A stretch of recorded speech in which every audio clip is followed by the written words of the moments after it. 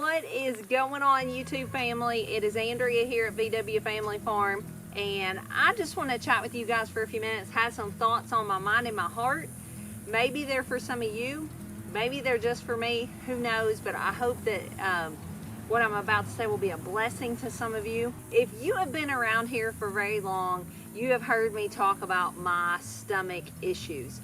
About 9 months ago, I just woke up one morning in excruciating pain in my stomach. It was right after Thanksgiving of last year, and so I just attributed it to too much Thanksgiving food and thought, you know what, it'll get better. I've just stressed my stomach out, tried to do better on my eating and things and hoping it would get better, and it just didn't. So that went on for a good little bit there, and I would get it under control and then it would just flare back up. And without getting into too much detail, it was just a lot of digestive issues. I mean, that's really, really motivating to eat well when you're sick and you're in pain. So I started eating better and being really strict, and it got better. So what'd I do when it got better? Did I think, okay, I am so blessed I've been able to heal this problem myself and I figured out what I can do to heal my body? Absolutely not. I didn't. I went back to what was comfortable and my old ways, and it didn't come back immediately, but lo and behold, here it comes storming back again, and I'm in the same, if not worse shape than I was before. And so I carried on like that for a while, doing a little bit good, getting some relief, doing bad again, and it was quickly becoming apparent that one of my main culprits, sad to say, was coffee. And I am what you call a coffeeholic. Having coffee just denotes taking a minute, taking a pause, and enjoying something and not doing anything else. And I've just always enjoyed that. So the thought of giving that up was just hard for me. So to make a long story short, I put off going to the doctor and taking care of myself. And I just kept trying to fix it myself. And then I would fall off the wagon, and I had coffee here and there. And every time I did, I was back to square one and just kind of struggling through this last year. So Ben and I actually started a diet plan here a few months ago, and I'll tell you more about it some other time, but it was a diet plan where you count and you measure and all those kinds of things. And it was working as far as we lost some weight and we were feeling pretty good, but my issues remained. Not to mention, I hate those types of diets. I just have to admit it to y'all. So fast forward, and here we are. And I promise there's more to this than just my medical saga. So I've literally been trying to fix myself for the last 9 months. And so I go to my doctor's appointment, and she, without hesitation, said, you have gastritis, and more than likely you have probably all this time had an ulcer trying to form. And so we have a couple of things we can do before we go deeper, and one is heal your gut. And if that doesn't work, we can go deeper, and that'll involve scopes and all kinds of things down in your stomach and looking around. But what does it hurt to try to heal your gut? And if that works, then you are good to go and you don't have to go through anything else. So I get done at the doctor, and I went and saw my mom. My mom is who I tell everything to. Obviously Ben is too, and I talk a lot to the kids too. We're tight, but I tell my mom everything. I still do. And let me pause right here and say, if you don't have someone in your life that will shoot you straight and tell you what they think and not just tell you what you want to hear, and they will tell you, even when they disagree with you, they will tell you that in love, but you need someone like that. She said, I've just been thinking about it, and it's time you do it. It's time you take a minute for you. Because she said, you know, you take care of the farm, the kids, Ben, and they all take care of me too. That's not what she meant. I don't run this place or anything by any means. But what she was saying is, I just have so many irons in the fire. The garden, trying to start a store, homeschooling the kids, all those things, trying to keep up with laundry and housework and cooking and all that, that me gets put last. The kids joke if we're eating something and like say there's only 3 pieces, instead of trying to make it into 4 so we all get a piece, they joke and say, oh, all of a sudden she doesn't even like that. She doesn't like pie anymore or whatever. That's just how I am. That's how a lot of women are with their family. You just want to take care of your family. It's in our nature. And so when my mom said that, it really hit me like a ton of bricks. It is time to take care of me. I feel like some of y'all are probably there too. Not necessarily just women. There's men like this too, that it's time for us to take just a little minute, just a little pause, a little break, and take care of ourselves. It's just kind of one of those things that if the well runs dry, there's no more water to give. So it's time, if you're like me, to get our priorities in order, and we have to do a little self-care every once in a while. That could be as simple as getting on an eating plan like it is for me. That's something I am gonna have to do for myself, and I have already done it by the time you're seeing this video. I'm several days into this. I'm several days into it now. But you know, the fact of the matter is, I may have to say no to some things, or ask people to wait for a few minutes, or put off some jobs outside or whatever, to make sure I have the food prepared that I need to be eating, and not just throwing that out the window and wait until the last minute and then eating something that is harmful for me. For you, it could be something totally different. It could mean you need to go in the bathroom and lock the door and take you a nice long bath. Or maybe some of those things that you've been talked into that you never felt called to do in the first place, that you've committed to, you need to step back from. Or maybe it's a role that is just something you desire and you do feel called to, and it's a role you need to step into. You see, it could be anything for anybody. It could be all kinds of different things. But I do think it is time that some of us take care of ourselves a little bit and put ourselves near, maybe not at the beginning of the line, maybe just putting yourself in second or third would be a step for you instead of at the bottom. But I just encourage you to do that.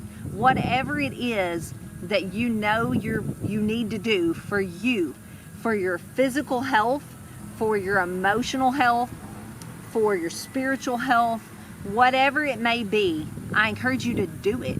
Stop waiting. Stop waiting for others to do it with you. That's a big thing with me. My circle is pretty small and pretty tight, but that doesn't mean I like to be alone and do things on my own. I like to do things with other people and as a group.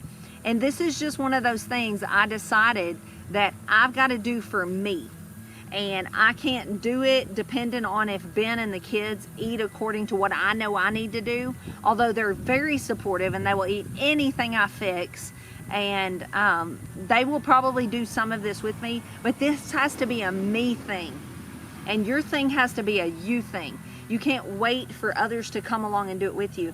Now here's the crazy part. When people see you doing something and you've literally stepped into doing something that you were called to do, and that you are doing and you're being successful at, and things are improving because now you're taking care of yourself and doing the things that you knew you needed to be doing, people will come along beside you and join in because they want some of that too. Everybody wants more physical, spiritual, emotional, mental health. Everybody wants those things. So when they see you doing it and you've found the path you need to be taking, they will more than likely come and join you. So, but you may have to start by yourself.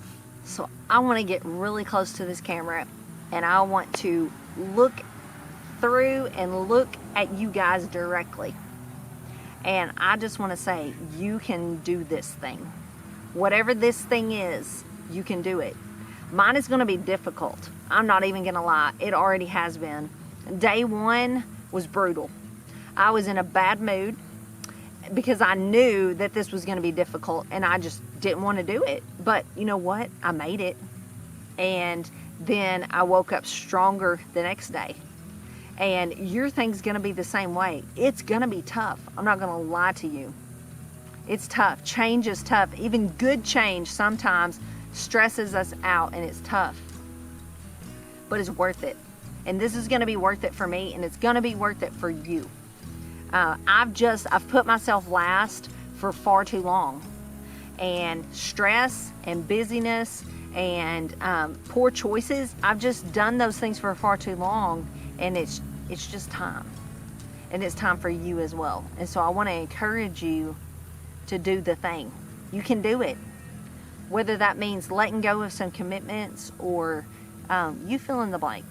I'm not going to name everything I can think of because you know what the thing is. So let's commit. We're going to do it. We're going to take care of ourselves. And we're not going to feel guilty when we speak up and say, yes, this is what I need, and I need to do this for me. Because I promise you, those around you, your family, your close friends, they'll be better off for it too, because you'll be a better person to be around. Before I sign off of here, I want to show you the books I'm using to do this, to heal my gut.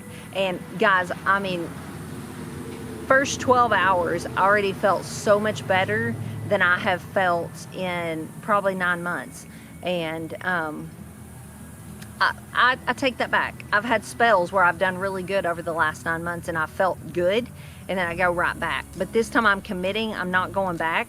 I'm gonna see this through and try to get my gut healed. And so maybe I can enjoy a cup of coffee here and there again in the future. But that's a long ways down the road for me. So, but let me show you what I'm using to do this.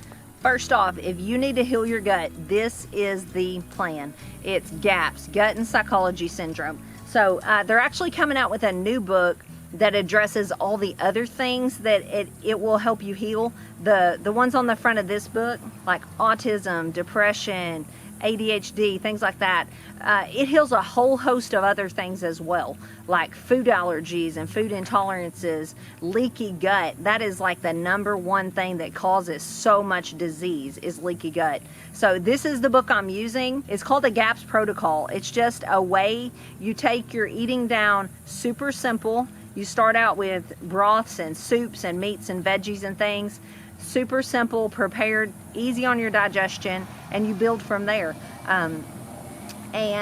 So the intro is the toughest. That's where I'm at.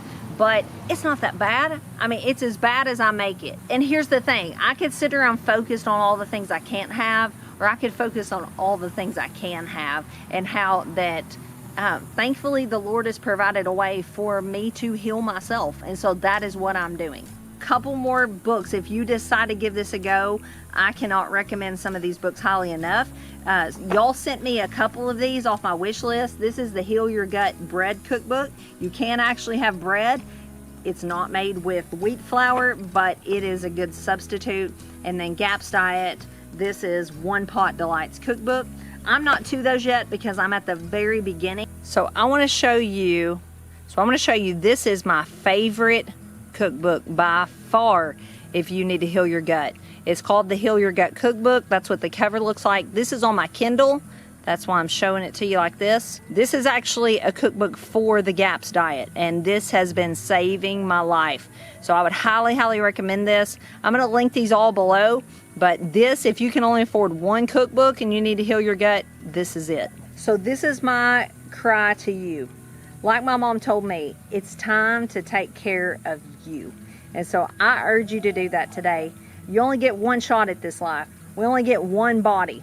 So we have to treat it like the temple that it is and take care of it. Because if we don't, it can fail us. But if we do, it can be so incredibly wonderful. So I will see you guys on the next one. Thanks for watching, and God bless.